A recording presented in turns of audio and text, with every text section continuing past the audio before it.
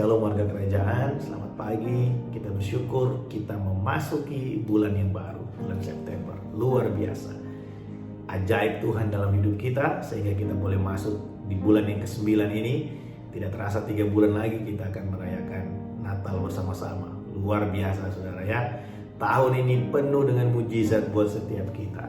Nah, hari ini saya akan meneruskan apa yang kita pelajari bersama-sama dari hari Senin dan hari Selasa kemarin.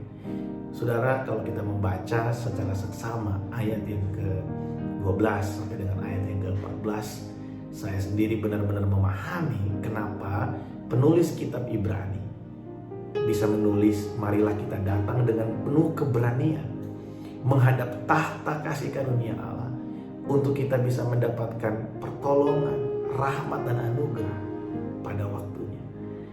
Saudara, penulis kitab Ibrani paling tidak dia memahami betul bahwa Tuhan berjanji akan ada jaminan penerimaan buat kita. Kenapa bisa ada jaminan penerimaan buat kita? Karena kita telah memiliki imam besar agung yang namanya Yesus Kristus Tuhan.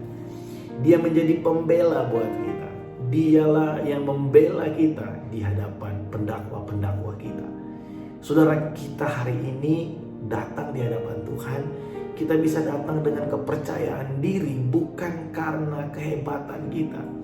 Setiap kali saya dan keluarga saya akan berdoa, saya selalu mengingatkan hal ini, ya, dan ini selalu ada terucap dari mulut saya. Tuhan, kalau kami boleh berdoa, kalau kami boleh datang saat ini di hadapan-Mu, sesungguhnya kami ini gak layak, Tuhan. Saya berkata seperti itu bukan karena kami habis mencuri, kami habis melakukan sesuatu yang jahat. Enggak.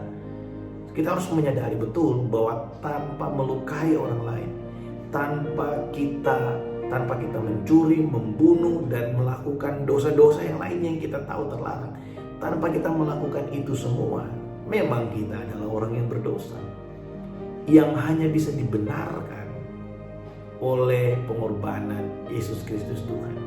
Ini yang perlu untuk kita declare selalu.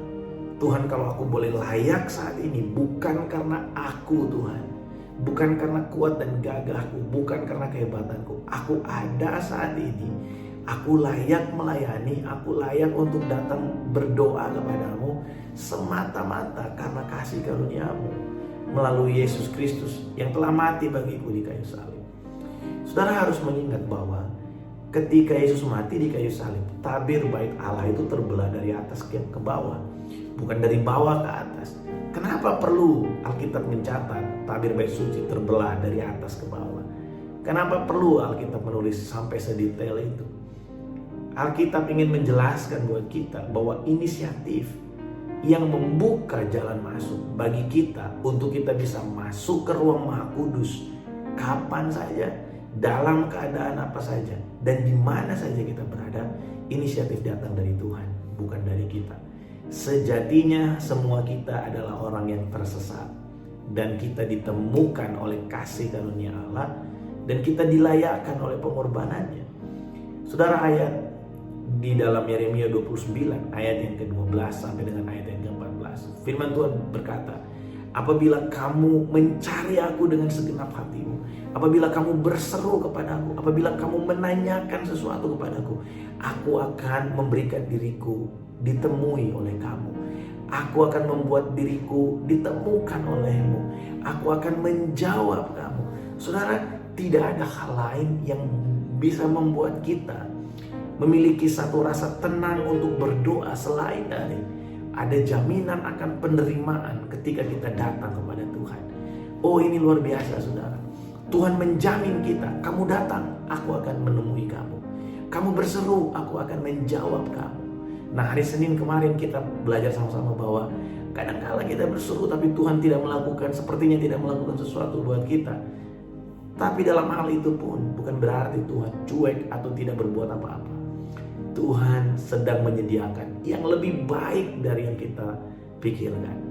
Yang membuat kita khawatir seringkali adalah tidak terjadi seperti yang kita mau, kan?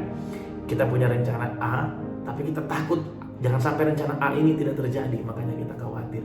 Padahal Tuhan menyediakan kita, buat kita itu A plus plus plus plus plus Tuhan menyediakan bagi kita yang lebih baik dari yang kita pikirkan dan yang kita bayangkan. Itulah luar biasanya Tuhan. Yang pasti saudara, Tuhan memberikan kita jaminan akan penerimaan waktu kita datang di hadapannya. Dan ini membuat kita memiliki rasa tenang ketika kita datang berdoa, ketika kita datang berseru, kita datang dengan penuh kepercayaan bahwa Tuhan ada bagi kita.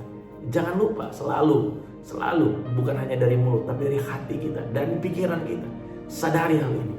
Kalau aku bisa berdoa, kalau aku bisa menyembah Tuhan, kalau aku boleh layak, bukan karena apa yang aku lakukan, bukan karena apa yang aku kerjakan. Semua ini aku bisa lakukan semata-mata karena karya penebusan Yesus Kristus di kayu salib yang melayakkan aku, yang menguduskan aku untuk aku datang ke hadapannya.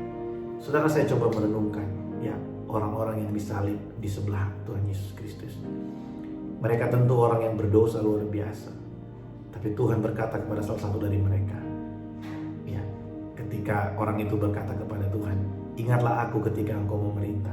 Dia mengakui Yesus sebagai raja dalam hidupnya. Dan Yesus berkata, saat itu juga Yesus berkata, hari ini engkau bersama-sama dengan aku di Firdaus. Saudara, tidak perlu waktu lama untuk kita bisa mendapatkan kelayakan di hadapan Tuhan. Seringkali yang membuat kita menjadi ribet akan hal ini adalah terlalu banyak pertimbangan dari kita. Rasa takut yang berlebihan dari kita. Yang Tuhan mau adalah akui keberadaan kita. Iya, aku berdosa. Iya, aku gak layak. Tapi karena anugerah Allah yang tercurah bagiku di dalam Kristus Yesus, aku dilayakkan, aku dibenarkan, dan aku punya jaminan waktu aku datang dengan hati yang terbuka, dengan hati yang jujur di hadapan Tuhan. Aku tidak menyembunyikan apa-apa di hadapan Tuhan. Maka ada jaminan aku diterima di hadapan Allah. Marilah kita dengan penuh keberanian menghadap tahta kasih karunia Allah untuk mendapatkan pertolongan kita, rahmat, kasih karunia, anugerahnya saat kita memerlukan. Tuhan Yesus memberkati.